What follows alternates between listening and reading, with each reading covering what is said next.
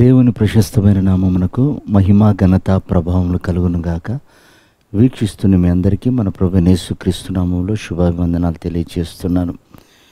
ఈరోజు మన దేవుని వాగ్దానం యోహాను సువార్త 6వ అధ్యాయం 31వ వచనం. పరలోకము నుండి ఆయన ఆహారమును వారికి అనుగ్రహించెను.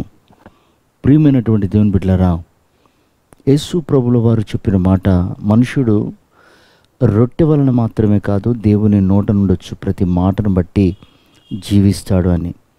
అలాగే పితరులు దేవదూతలు తినే మన్నాను భుజించారు, కానీ వారు చనిపోయారు. ప్రియమైనటువంటి దేవుని బిడ్డలారా, దేవుడు తన బిడ్డలైన వారు జీవించుటకు, తన బిడ్డలైన వారు సజీవులుగా జీవించుటకు, యుగ యుగములు జీవించుటకు, నిత్యము జీవించుటకు దేవుడు పరలోకము నుండి తన ఆహారాన్ని పంపుతున్నాడు. ఆ ఆహారం మరెవరో కాదు, మన ప్రభువైన యేసుక్రీస్తుల వారు.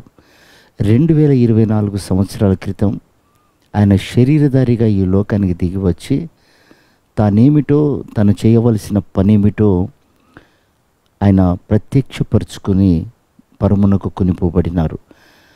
ఆదియందు వాక్యము, ఆ వాక్యము దేవుని యొద్ద ఉండెను, ఆ వాక్యము శరీరధారియే మన మధ్య సంచరించును అని బైబిల్ సెలవిస్తుంది.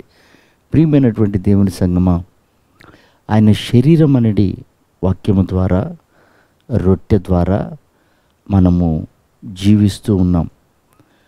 మనలో ప్రవహిస్తున్నది జీవం, బ్రతికేది.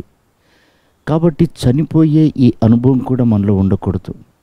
ఎందుకంటే మనం భుజించేది పరలోక సంబంధమైనటువంటి మన్నా, పరలోక సంబంధమైన ఆహారం, పరలోక సంబంధమైనటువంటి రుచిని మనం అనుభవిస్తున్నాం. కనుక అది మృతమైంది కాదు,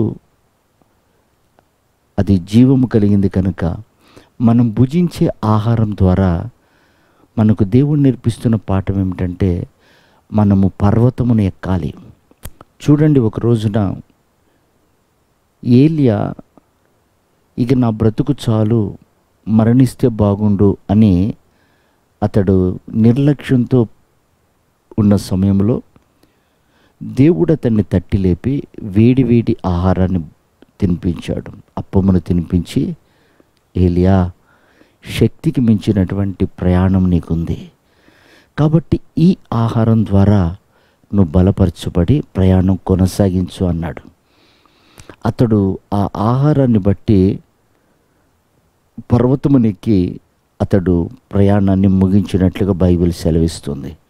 ప్రియ దేవుని బిడ్డలారా, శరీరము పోషించబడటానికి భౌతిక సంబంధమైన ఆహారం మనం తిన్నప్పుడు అది మనకు బలహీనత కలుగచేస్తుంది, రోగాన్ని కలుగచేస్తుంది.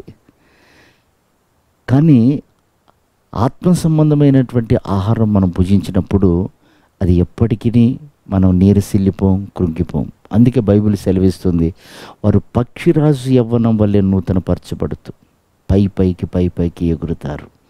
కనుక సంగమా, అతి శ్రేష్టమైన గోధుమలతో పోషిస్తున్న మన దేవుణ్ణి గణపరుస్తూ ఆ ఆహారం ద్వారా దినదినము బలపరుచుకుంటూ మన కాళ్ళను లేడి కాళ్ళ వల్లే మార్చుకుంటూ మనం గురి యొద్దకు పరిగెత్తుదాం, ఆయన రాకడికి సిద్ధపడతాం.